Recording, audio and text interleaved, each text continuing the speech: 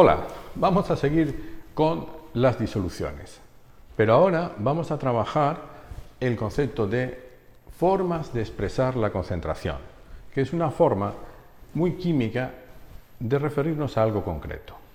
Nos interesa conocer en las disoluciones los componentes que tienen, pero no solamente cuáles son esos componentes, sino también en qué cantidad en términos relativos o proporcionales. Es decir, si nosotros queremos conocer si este agua está contaminada, no basta con que conozcamos la cantidad de soluto que contiene, sino que tenemos que referirla a una cantidad de disolución determinada.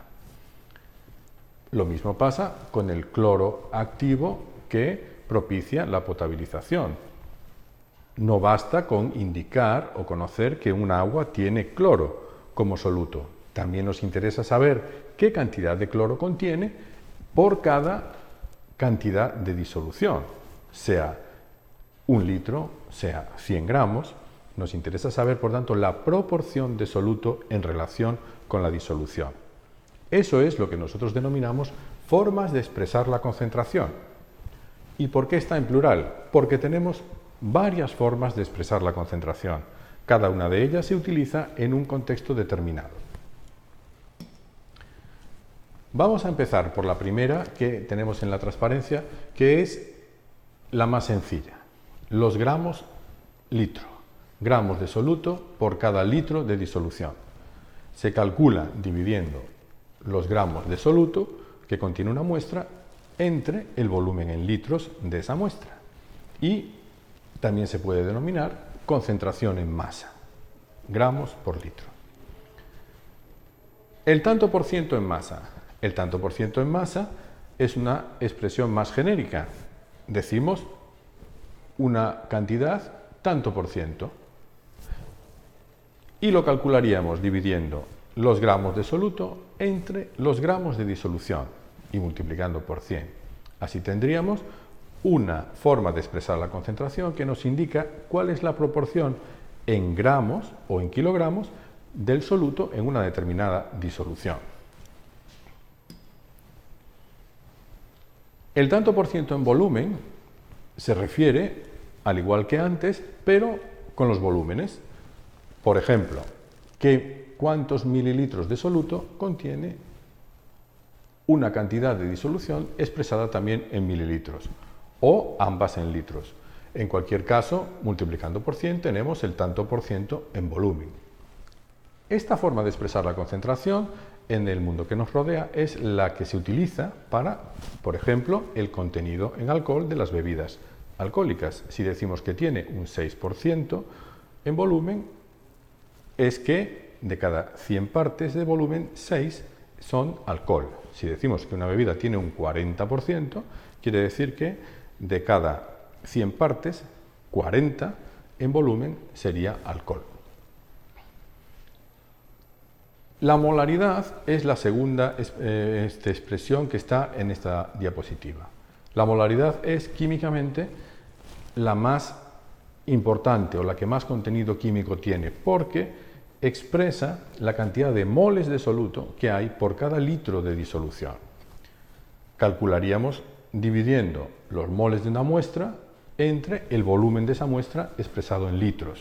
Y así tendríamos los moles por litro por cada litro de disolución y las unidades las expresaríamos con una M mayúscula o mol partido por litro o mol litro menos 1.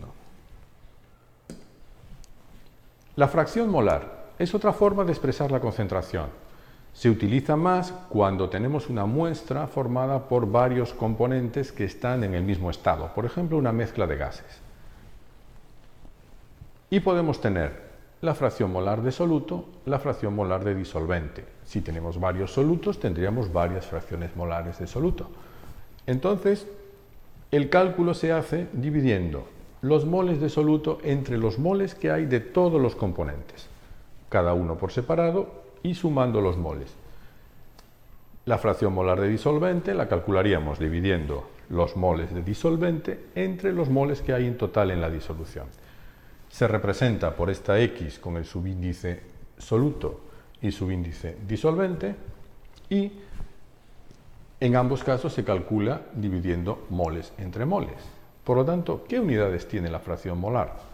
Pues no tiene unidades, y entonces se expresa simplemente con un número. ¿Y qué relación hay entre esta expresión y esta expresión? ¿Puede alguna de ellas ser superior a 1? Vemos que ambas tienen el mismo denominador, y sin embargo, el numerador tienes moles de soluto, moles de disolvente, es decir, la suma de los numeradores es el denominador. Por lo tanto, la relación que hay entre la fracción molar de soluto y la fracción molar disolvente es que sumadas nos dan la unidad.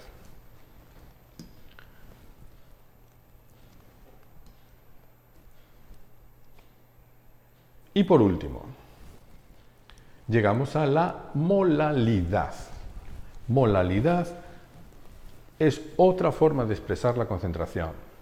Se utiliza sobre todo para indicar o calcular la variación de la temperatura a la que funde una disolución o a la que hierve una disolución. Los puntos de fusión y ebullición no son los mismos para el agua pura que para una disolución acuosa, y depende de la molalidad de soluto que tenga esa disolución. Es directamente proporcional.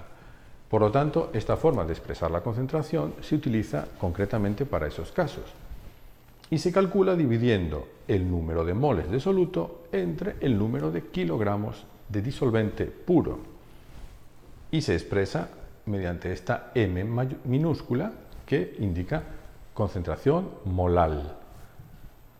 Es, de todas ellas, la única en la que el denominador contiene solamente la cantidad de disolvente. Cada una de estas formas de expresar la concentración, como habéis visto, tiene una aplicación concreta en el mundo real.